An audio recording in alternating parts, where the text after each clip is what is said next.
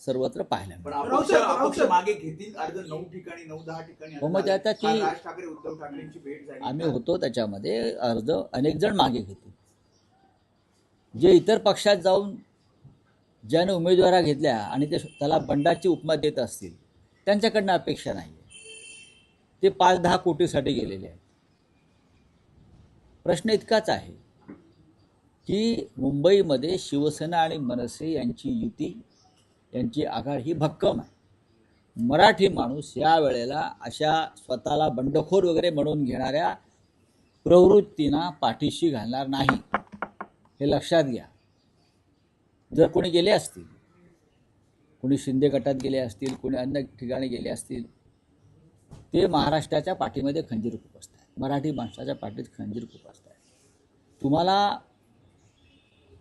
दीर्घकाळ ही पदं दिलेली आहेत नगरसेवक पदाची. कुठेतरी जर पक्षाला असं वाटलं की बदल करायला पाहिजे, तुम्ही पक्षाबरोबर राहायला पाहिजे. तुम्ही कशा निष्ठावर? पण राऊत साहेब, दीर्घकाळ नगरसेवक महापौर पद भूषवलेल्या मंडळी नाही, रिपीट केले गेलेले आहे. तिथेही स्थानिकांची इच्छा होती.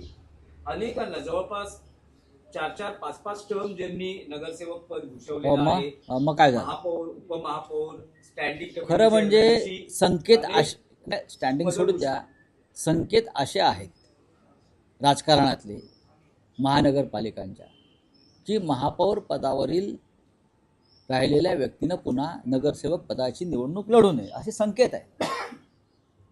पण गेल्या काही काळापासून ते संकेत कोणी पाळत नाही. ते सोडून द्या.